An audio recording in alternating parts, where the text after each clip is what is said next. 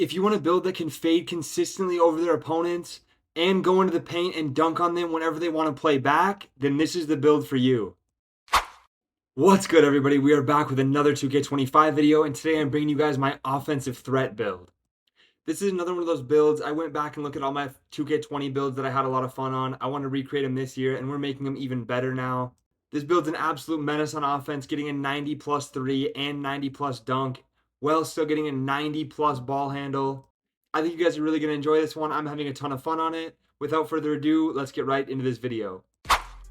Alright, if you guys know anything about offensive threat builds, they're basically sharpshooting, slashing, playmaking builds all in one. The defense is going to be a little bit lower on this build, I'll tell you that right away, but you are still going to have high enough defensive stats to get stops, while still dunking on people in the paint, shooting from super deep, and getting all the dribble moves in the entire game on this 6'3" guard. And not to mention, if you're good enough on offense, you don't even need to worry about the lower defensive stats on this build. Just don't give the other team the ball and it won't be a problem. The high offense on this build definitely makes up for the little bit lower defense. Getting right into the builder here, we are going to go with the position point guard, height 6'3" as I mentioned, weight 170 pounds because we want to be as fast as possible. I don't care as much about strength on a little guard like this. And then we are also going to go with a 6'7" wingspan. I've seen a ton of 6'3" this year, and this 6'7" wingspan is definitely the best version of this build. As you can see on the right side from our potential, we can get a 94 dunk, a 94 3, while still getting like a 97 ball handle, super high steal. I'm telling you, this wingspan is the meta right this year. Getting right into the finishing, a lot of guards have this high driving dunk, but I wanted to make sure we had high close shot and high driving layup, because if we're going to the paint, I don't want anybody to be able to stop us.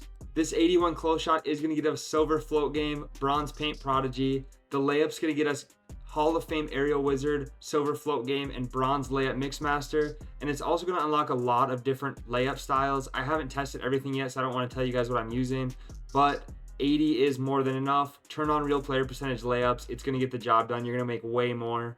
And when you're not laying it up, you do have this 93 driving dunk with gold posterizer to throw it down on top of people's heads. You're going to get pro contact dunk animations as well as the small guard contact dunk animations on this build.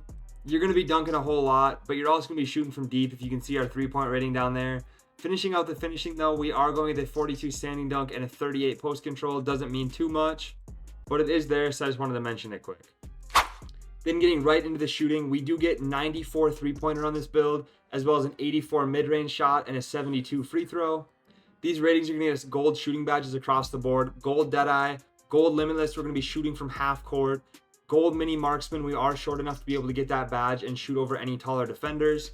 We're also going to get gold set shot specialist and gold shifty shooter, which just might be the best shooting badge in the game this year. It pops up on absolutely every shot. And I will be using my max +1 on limitless range in this category to be able to get that to Hall of Fame. Then we really are going to be shooting from extremely deep, probably behind half court. I've already seen some crazy clips this year. And I have some jump shots for these smaller guards that I really like. So this build does unlock almost every single small guard jump shot animation. So if there's something you've been using on a different small guard and you really like it, this one probably gets it. With ratings this high, there's not much you're excluded from, so you honestly don't have to worry about it too much. That's going to do it for the shooting though. Let's go check out the playmaking. And getting into the playmaking here, we are going to end up getting a 72 pass accuracy, 93 ball handle, and 91 speed with ball.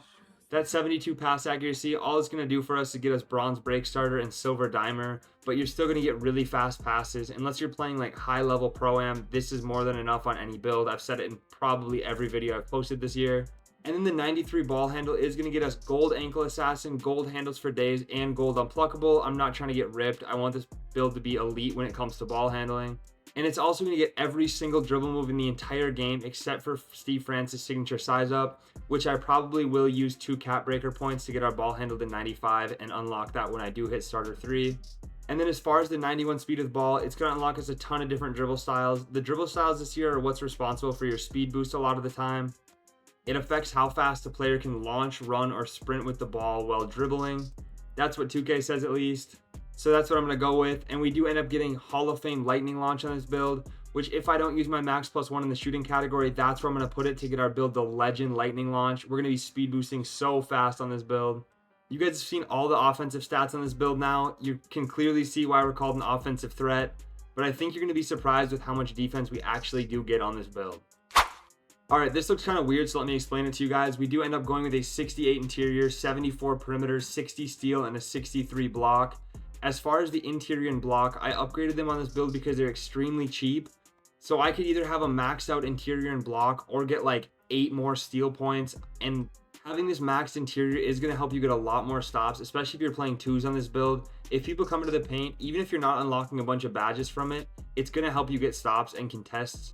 And the block is going to help you send back shots every now and then. It's definitely worth putting those up because of how cheap they are.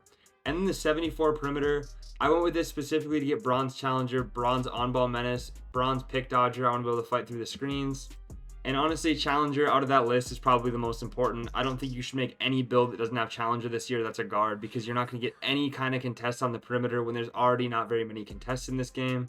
And then that 60 steel is just a really cheap attribute for a very good badge with bronze interceptor. If you guys have played the game yet this year, you know how good that bronze interceptor is. I had to make sure I got it even though it's on the lowest level, and I could use my tier 2 max +1 to get that at least silver. Then we're really going to be grabbing lanes with a 60 steel on this build.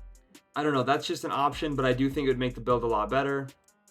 Not much more to say about the defense, but it is surprisingly high for an offensive threat build. We're going to get stops in the paint with that interior and block. We're going to be able to get contests on the perimeter, and we're still going to be able to grab lane steals. I'm really happy with how it turned out.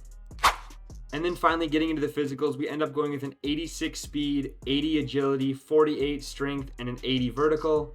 Now these help with all kinds of different badges. I'm not going to go through and talk about the badges that I already talked about, but the vertical is going to help us with our dunk animation, so make sure you're getting that to 80. Because if you go any lower, you're going to miss out on gold posterizer, and you're going to miss out on some contact dunk animations. Agility and speed, I'm sure you guys already know what this does this year, but sliding your feet on defense with agility, want to be able to move pretty quick on defense. We don't have a lot of stats in that defensive category, so having this up as high as we can is going to help us more and more.